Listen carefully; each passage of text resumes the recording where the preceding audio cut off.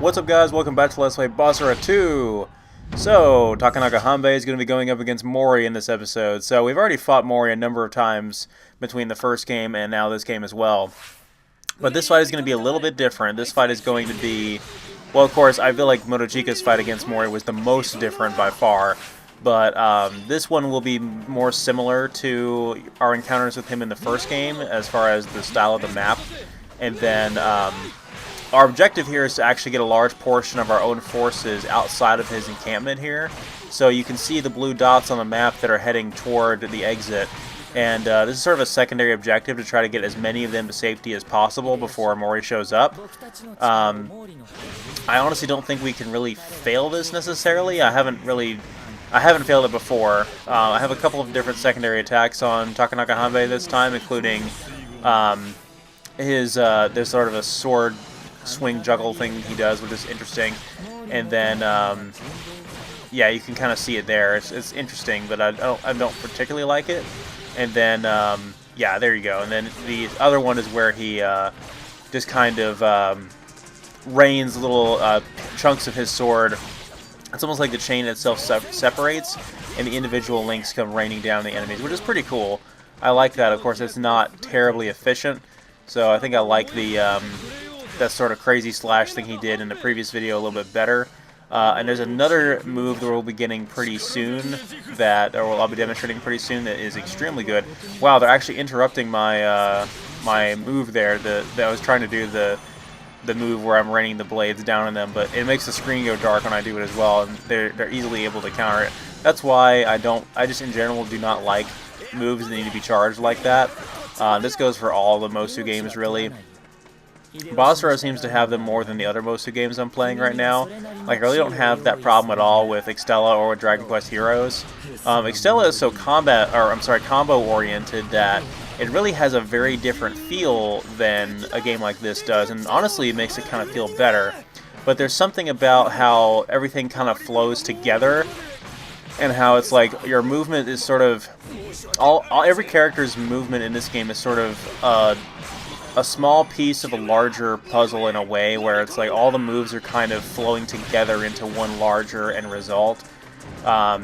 So it's the movement is much more deliberate, every action is much more deliberate. It's not that the game controls sluggishly or anything, it controls very fast. I'm really not having good luck with that secondary attack at all. I may just forego using it because it's just not very good.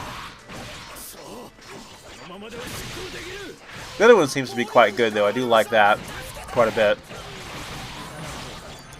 So, like I said in the previous video, Takanaka Hanbei is pretty quick, which is one of the nicest things about him, but he doesn't have very much of a reach with his attacks because he has such a short sword.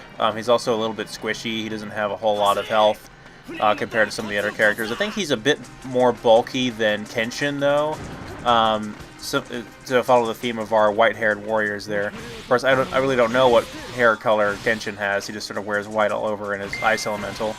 But, Takanaka Hanbei is Dark Elemental, obviously. I couldn't tell you what Hideyoshi is off the top of my head. He might actually be Light, but we'll find out when we get to use him later on. He'll be the next character we play as, and the final one for Basara 2. So, in the anime, Mori was allies with Hideyoshi, and therefore with Takanaka Hanbei as well.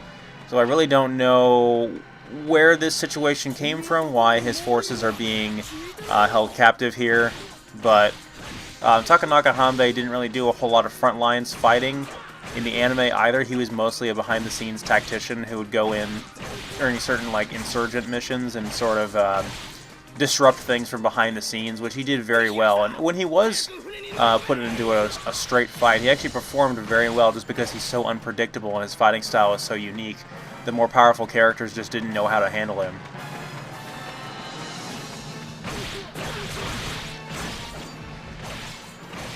Him and Toyotomi Hideyoshi definitely have a very interesting relationship, though. It definitely seems like he has a sort of loyalty towards Hideyoshi that is almost obsessive, and Hideyoshi admires him tremendously because of his military genius and fighting prowess. So they have a very interesting relationship, like I said. Managed to clear out a lot of those command unit archers that were blocking the way there, and they actually gave me a lot of drops.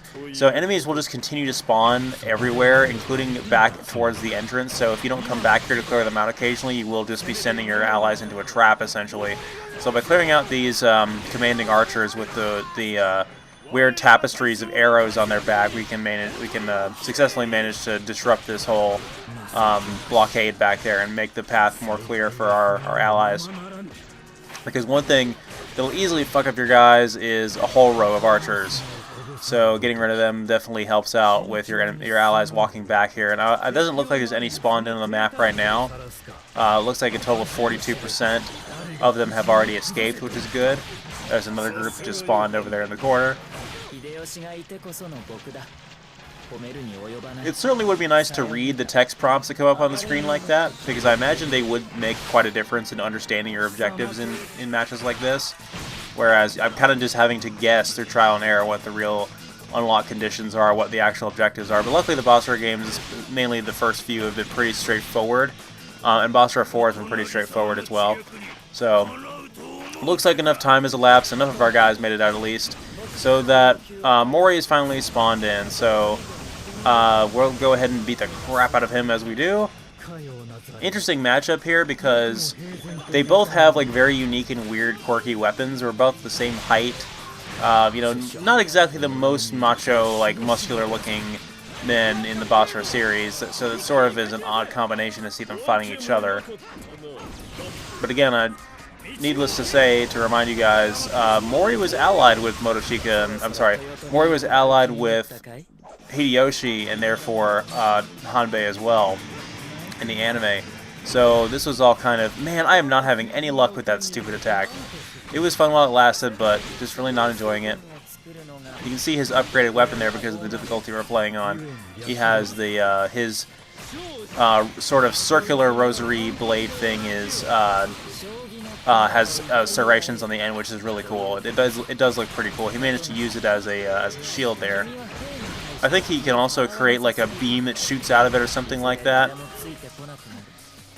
Mori's pretty cool, but I just don't particularly care for him. He's awfully whiny, and he's very kind of stoic, and you almost think he has this stoic, badass sort of nature to him, but it's really not the case. Like, he doesn't really have much to stand by his stoicism and his tendencies to be just sort of cold and calculated. He's really not, like, most people do not like him as much as they like Motochika, but their rivalry is an absolute staple of Basara.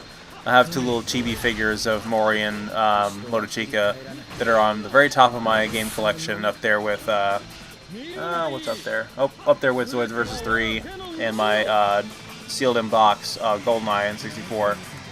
So there we go. I managed to use the move against him, and it actually dealt some damage, so that's not bad. He used his gauge twice on us now at least, because we've been powering it up so quickly with our Basara attack. I think our own gauge is full, but we really don't need it. He's almost down now. Almost there. I thought that would finish him off. Come on. There we go.